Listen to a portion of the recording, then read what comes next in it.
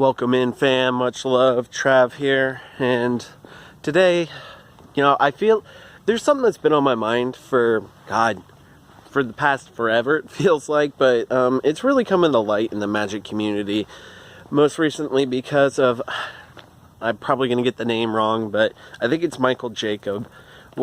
He's a streamer, Magic the Gathering streamer. I don't know if he focuses primarily on Pauper, but he was streaming a Pauper event, and in the finals, I think, this seems unprofessional because I don't even have the details confirmed, but in the finals of the event, he was stream sniped, essentially, and I don't think he won, but mostly due to him being stream sniped and his opponent understanding exactly what was going on with him. And as a result, normally, because of it being such a morally gray area, people were not too happy about it because, yes, stream sniping can be considered cheating, and I'm definitely for that argument, especially when it comes to something like Magic the Gathering, and private information is very pertinent to the game itself.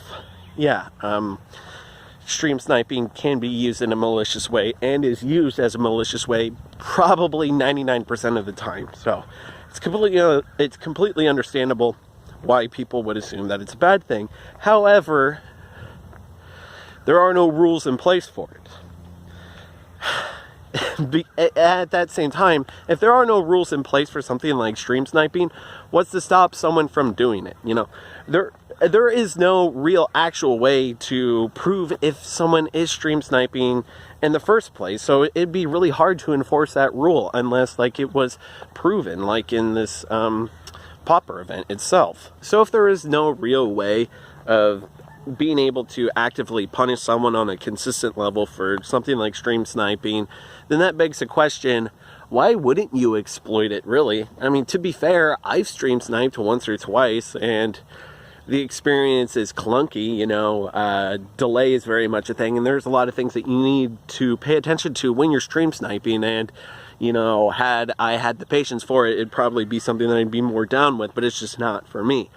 I've heard, some people like Saffron Olive say that, if you're stream sniping and you're trying to win, and you're willing to go to that extent, is it even worth it? And while that is a good point, at the same time, that's a tool. Right? That's a tool for the stream sniper. If that tool is available to you and you're able to use it to your advantage, why wouldn't you? Especially if there is no actual repercussions for it.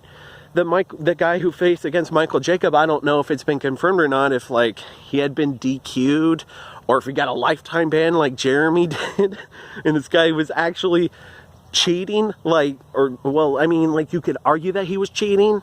I don't know. It's weird.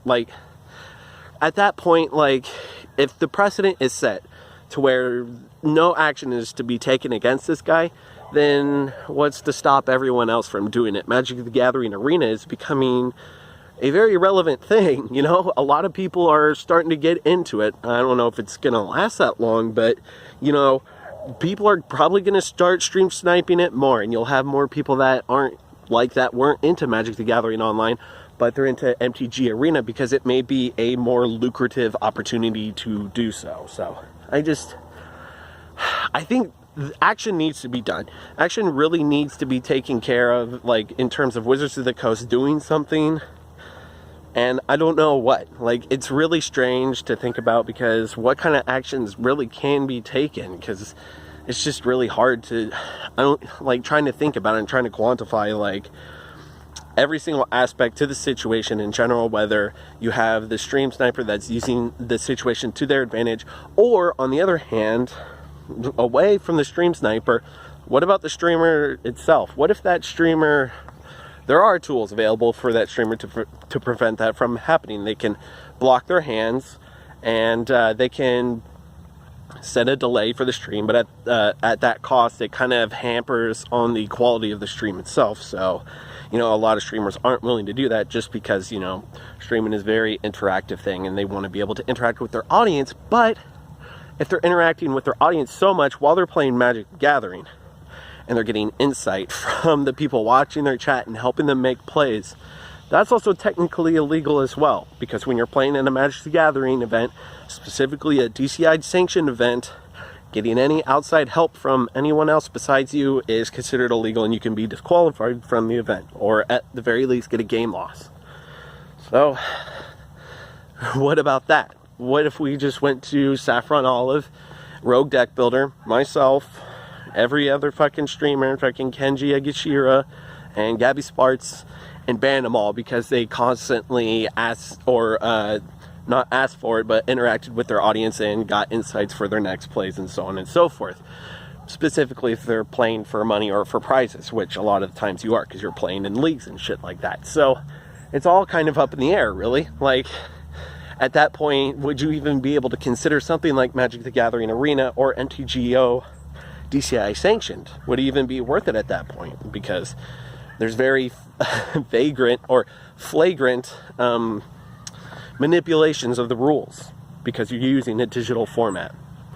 I don't know. It's kind of strange. Like, especially if they want to use MTG Arena as the future of Magic the Gathering, and it's been a thought in the back of my mind that they may move away from paper over to digital entirely. And if that's the case, then you're really going to have to crack down on that kind of shit, and it's better to do it earlier than later, because if you're waiting until the crux, like where something absolutely needs to get done, then you're going to have really draconian rules set in place, and it's just going to hamper the experience for everyone involved. So yeah, it's really strange.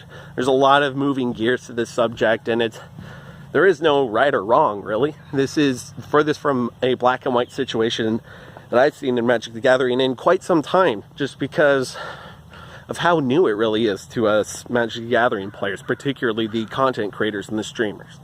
So I don't know, just some food for thought, but let me know what you all think in the comment section down below, and I'll, read them all and reply and stuff and all that other jazz.